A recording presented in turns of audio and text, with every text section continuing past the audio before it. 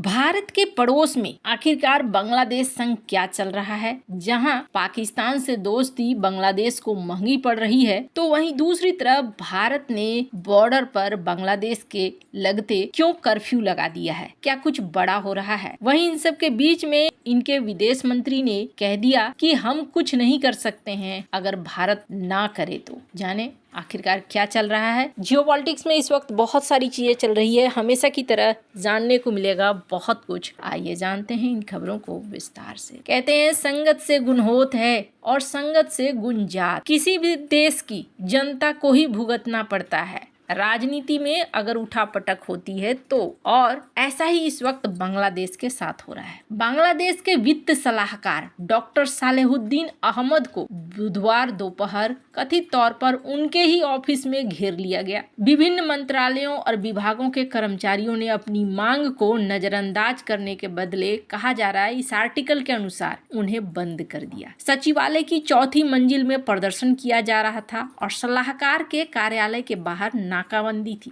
कर्मचारी लंबे समय से मांग कर रहे थे कि सभी स्टाफ को 20% भत्ता दिया जाए। ये घटना अंतरिम सरकार के गठन के बाद कर्मचारियों के बढ़ते असंतोष को दिखलाता है। एक समय था बांग्लादेश बहुत ही अच्छे तरीके से चल रहा था और इकोनॉमी भी बढ़ रही थी, जीडीपी भी इनका अच्छा खासा ग्रोथ हो रहा था। लेकिन अब शेख हसीना के जाने के बाद और यूनुस के आने के बाद ये एक गढ़ बन गया है राजनीति का। एक ऐसा गढ़ बन गया है जो अपने देश के बारे में नहीं सोच रहा है बल्कि पाकिस्तान के बारे में सोच रहा है। इसका एक एग्जाम्पल देखिए। पाकिस्तान चाहता है कि सार्क से अलग एक संगठन बने। दक्षिण एशिया में भारत को हटाकर एक संगठन बनाना चाहता है, एक गुट बनाना चाहता है। अब यहाँ देखने को मिल रहा है कि इसके लिए बातचीत भी चल रही है। बांग्लादेश के विदेश सलाहकार, विदेश मंत्री हैं तोईद हुसैन। इन्होंने कहा है कि पाकिस्तान के साथ क्षेत्रीय गुट बनाया जा सकता है जिसमें भारत शामिल नहीं होगा। उनके कमेंट को पाकिस्तान के विदेश मंत्री इसाक डार को जवाब की तरह देखा जा रहा है। डार ने बांग्लादेश, चीन, पाकिस्तान के बीच सार्क बनाने की बात कही थी और अभी ऐसा लगता है कि इसमें बांग्लादेश शामिल होना चाहता है। हालांकि ये सलाहकार हैं, अभी बहुत दूर है, लेकिन भविष्य में ना ये साथ आएंगे। इसलिए आएंगे क्योंकि चाइना भी ऐसा चाहता है। अब जरा आप सोचिए, चाइना, बांग्लादेश, पाकिस्तान। अब नेपाल और भूटान क्या करता है वो देखने वाली बात होगी। भूटान के साथ चांसेस कम है, लेकिन नेपाल को लेकर जिस तरीके से नेपाल में गतिविधियां कभी इधर कभी उधर की होती है, वो इन देशों के लिए समस्याएं बनेंगी। पर सबसे बड़ा सवाल ये है कि नंगा नहाएगा क्या और निचोड़ेगा क्या। इसमें से ज्यादातर देश ऐसे हैं जिनके पास खुद की कई तरह की समस्याएं हैं। आर्थिक समस्याएं बहुत ज्यादा है। ऐसे में ये देश आर्थिक तौर पर तो कोई मदद करने वाले हैं नहीं। फिर होगा क्या? होगा ये कि चाइना इन्हें एक बाजार की तरह इस्तेमाल करेगा, अपने सामान को डंप करेगा, और दूसरा चाइना इन्हें रणनीतिक तौर पर इस्तेमाल करेगा भारत के खिलाफ। इसलिए भारत को बहुत ज्यादा तैयार रहने की जरूरत है। बांग्लादेश की तरफ से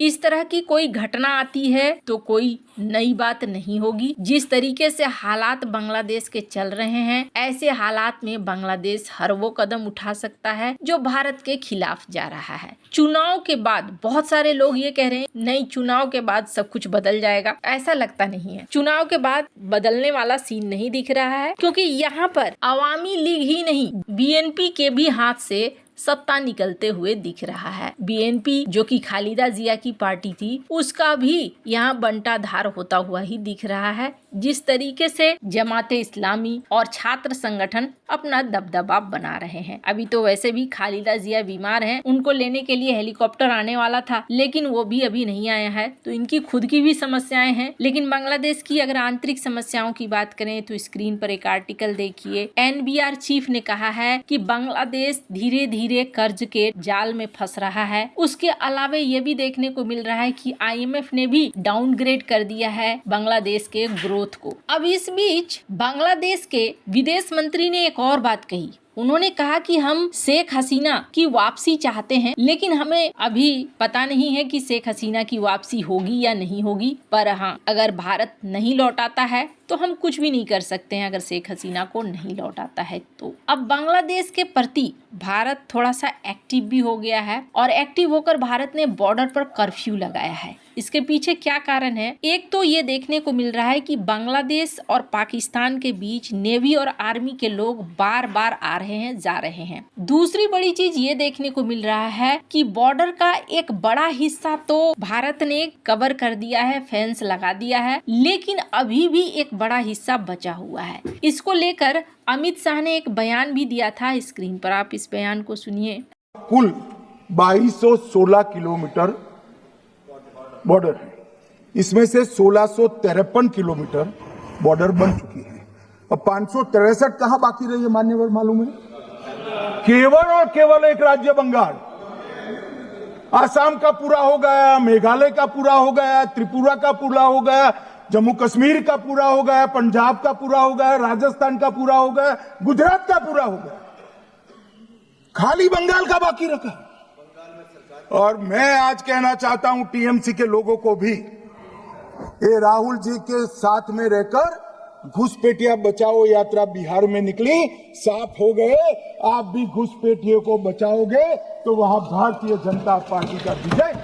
और इस बयान में इन्होंने बताया कि कुछ हिस्सा है जहां बंगाल सरकार यानी कि ममता रोक रही है, ममता कथित तौर पर जमीन नहीं दे रही है, जिसकी वजह से ये मामला अटका हुआ है। अब ममता की तरफ से अगर देखें तो उनका कोर्ट का मामला है, इस वजह से वो टाले जा रही हैं, जो भी है, लेकिन ये भारत के लिए बड़ी मुश्किल वाली बात आ रही है। अब इस बीच एक और बात निकल कर आई है, बॉर्डर पर जैसे मोहम्मद जैसे आतंकियों का जमावड़ा लग रहा है। ये कहा जा रहा है, इस आर्टिकल में देख सकते हैं, कहा जा रहा है कि आईएसआई एक बड़ा गेम खेलने के चक्कर में है। जैसे मोहम्मद और एलईटी यानी लश्कर तैयबा, इन्होंने एक्सप्लोसिव एक्सपर्ट भेजे हैं बांग्लादेश ताकि मेजर स्ट्राइक भारत पर किया जा सके। अब अगर कभी भारत और पाकिस्तान के बीच में युद्ध छिड़ता है तो एक डबल फ्रंट वॉर या फिर ट्रिपल फ्रंट वॉर खुलने के चांसेस भारत के बहुत ज्यादा बढ़ जाते हैं और भारत को इसकी तैयारी करनी होगी। लेकिन सवाल ये पैदा होता है, जिस तरीके से बांग्लादेश जा रहा है, बांग्लादेश को क्या मिलेगा? एक उदाहरण देखिए, बांग्लादेश को इस वक्त बिजली चाहिए और बिजली के लिए इन्होंने अदानी ग्रुप से पंगे लेकर रखे हैं और बांग्लादेश कहता है कि नेपाल से हम बिजली खरीदेंगे और नेपाल भारत की मदद चाहता है कि तुम हमारी मदद करो कि बांग्लादेश को हम बिजली दें। भारत के आसपास ये पड़ोसी देश हैं, चीन और पाकिस्तान के पॉलिसी में फंसकर अब ये आने वाले समय में अपने भविष्य को खराब करते हुए दिख रहे हैं। खैर, अब इस बीच भारत ने सावधानी भी बरत दी है। स्क्रीन पर एक आर्टिकल देख सकते हैं, नाइट कर्फ्यू लगाया गया है इंडो बांग्लादेश बॉर्डर पर, खास तौर पर साउथ वेस्ट गारो हिल्स में। यहाँ से लोग घुस न जाएं, आतंकी क्रियाकलाप न हो, इस वजह से इस कर्फ्यू को लगाया गया है। लेकिन भारत के लिए अब बांग्लादेश एक चिंता वाले मोड में जा रहा है। आपको क्या लगता है, भविष्य की तैयारी भारत को कैसे करनी चाहिए? कमेंट कर अपनी राय जरूर बताएं। जल्द मिलते हैं अगले वीडियो में नई खबर के साथ।